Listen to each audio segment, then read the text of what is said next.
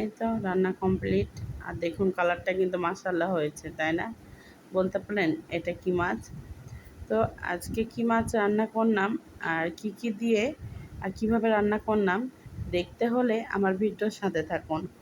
হ্যাঁ, তো চলুন তাহলে দেখা যাক কিভাবে রান্না করলাম।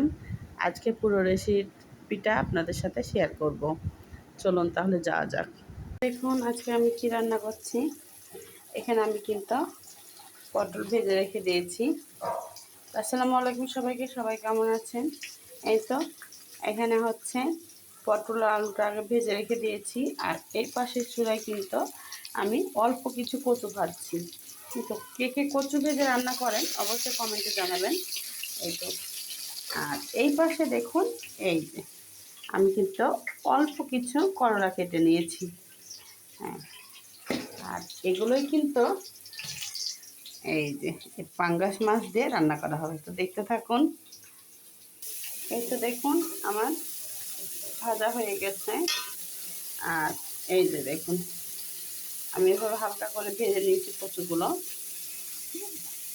আসলে কচু মাছতে ভেজে রান্না করলে কিন্তু খেতে ভালো লাগে, আর তাই আমি ভেজে নিয়েছি। আর এর পাশে দেখুন এই যে আমি করলাটাকে ভেজে নিচ্ছি লবণ হলুদ দিয়ে। এটা কিন্তু ঢাকা দিব না, কারণ ঢাকা দিলে শীত হয়ে যাবে। তাই আমি এভাবে হালকা করে ভেজে নেব। করলাগুলো ভেজে উঠিয়ে নিয়েছি। আর এই পাশ দিয়ে কিন্তু চুলাতে তেল দিয়ে দিয়েছি। তেলটা গরম হয়ে গেছে। এখানে আমি 3টা কাঁচামরিচ দিয়ে দেব আর অল্প কিছু মেথি দিয়ে দেব।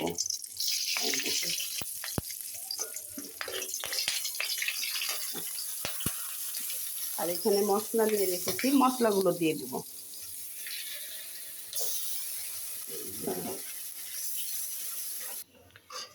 দেখুন আমি একটু পানি দিয়ে দিয়েছি যাতে মশলাটা না ধরে যায়। আর আমি এখানে কিন্তু আদা রসুন পেঁয়াজ জিরা বেটে দিয়েছি।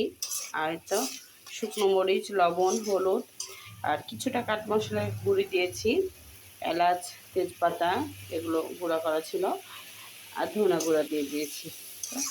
আসলে মেথিটা আমি দিই, কারণ মেথি দিলে যখন আপনি মাছের সাথে অনেকগুলো সবজি রান্না করবেন মেথি দিলে কিন্তু টেস্টটা অনেক সুন্দর হয় আর খেতেও ভালো লাগে। আর যেহেতু আজকে আমি করলা দিয়েছি সেজন্য মেথিটা বেশি অ্যাড করলাম। এই তো দেখুন আমার কিন্তু কষানো হয়ে গেছে। এখন আমি মাছটা দিয়ে দেবো।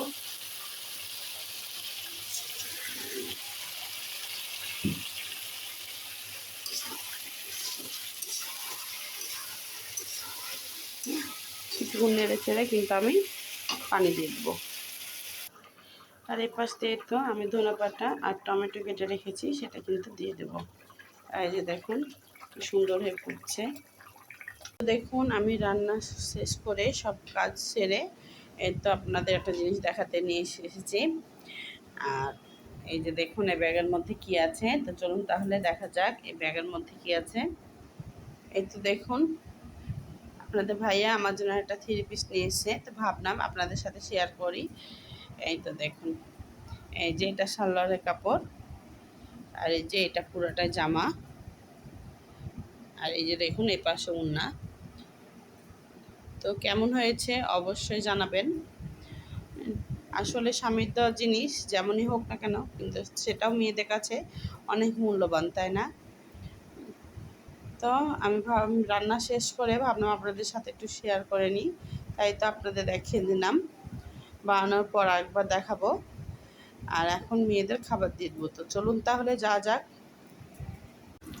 এই তো আমি রান্নাঘরে চলে এসেছি মেয়েদের খাবার বেড়ে দেবো ওই জন্য।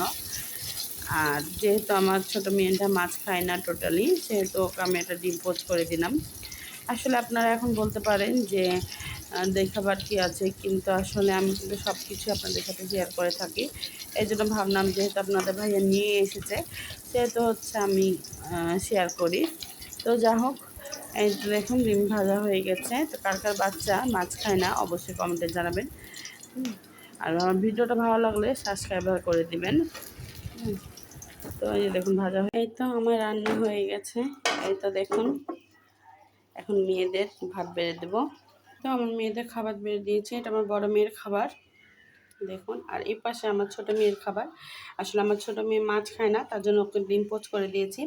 তো সব মিলে আজকে ভিডিওটা কেমন লাগলো অবশ্যই কমেন্টে জানাবেন। আর ইউটিউব চ্যানেল হলে অবশ্যই আমার চ্যানেলটাকে সাবস্ক্রাইব করে দিবেন। আজকে ভিডিওটা এ পর্যন্ত। আল্লাহ হাফেজ সবাইকে।